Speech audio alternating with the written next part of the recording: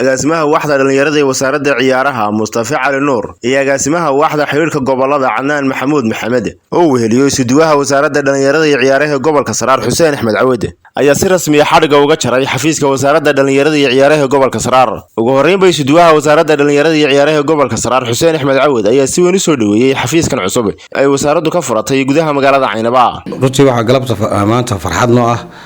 inaan halkan xadhiga kaga jarno xafiiskii wasaaradda dhalinyarada iyo ciyaaraha ee gobolka Saraar ee ku yeelan lahayd hadii la ka dhigo oo ay xadhiga ka jareen goobjoogna ka yihiin agaasimaha waaxda gobolada xiriirka gobolada ee wasaaradda dhalinyarada iyo ciyaaraha Jamhuuriyadda Soomaaliland Masar Cadnaan iyo agaasimaha waaxda dhalinyarada wasaaradda dhalinyarada iyo ciyaaraha Jamhuuriyadda Soomaaliland Sar Mustafa Nuur waxaan leenahay farxad bay noo tahay xafiisku runtii wasaaraddu waxay wadaa dadaal fara badan dhan kasta leh haday tahay dhanka dhalinyarada haday tahay dhanka ciyaaraha iyo haday tahay dhanka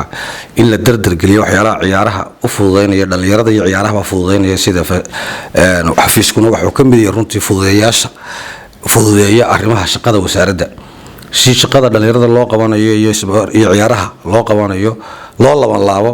oo in loo helo meel lagu shaqeeyo har iyo habeenba taayada wasaaraddu ka duuleysana waxay koow ka tahay in xafiiskan la furo. runtii waxaan aad ugu mahad celinayaa oo dhiig cusub geliyay wasaaradda dhalinyarada iyo ciyaaraha intay joogeen wasiirka wasaaradda dhalinyarada iyo ciyaaraha Cabdirashiid iyo agaasimaha guud ee wasaaradda dhalinyarada iyo ciyaaraha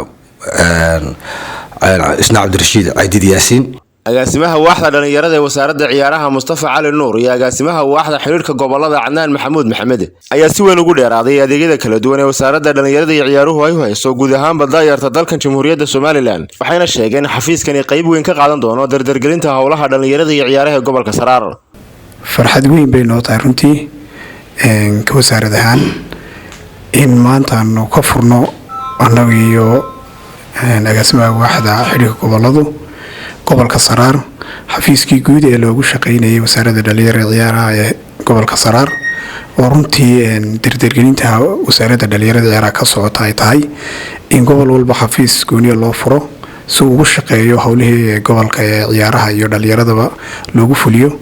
oo runtii maanta ay maqraatigeenu ka nahay in gobolkii Saraar laga furo xafiis weyn oo runtii bangalo weyna oo maanta aan arkaynay markaan dhex taaganahay xafiiskii isku diwaha gobolka Saraar xafiiskiisii ugu weynaa runtii hadaan xadhiga ka jarnay imikana si toos ah loogu shaqeyn doono wixii imika dambeeya. maanta waxaan ku suganahay xaruntii gobolka Saraar ee wasaaradda dhalinyarada iyo ciyaaraha aniga agaasimaha waaxda dhalinyarada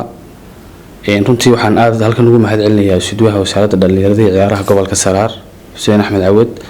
oo maanta si weyn ugu soo dhaweeyay gobolka Saraar. runtii maanta waxaanu halkan u nimi laba ujeedo kormeer aan ku sameeyno gobolka Saraar iyo xadhiga jaristii xafiiska gobolka Saraar ee wasaaradda dhalinyarada iyo ciyaaraha xafiiskaas oo maanta aanu ka furnay gobolka Saraar. runtii aad baan ugu faraxsanahay ka wasaaradahan inaanu insha Allah dardar gelino xafiiska ay ku lahayd wasaaradda dhalinyarada iyo ciyaaraha gobolka Saraar oo runtii aanu ka maalgelinay miisaaniyadda wasaaradda dhalinyarada iyo ciyaaraha. Jaamac Boodacade warbaahinta qaranka Soomaaliland Caynaba.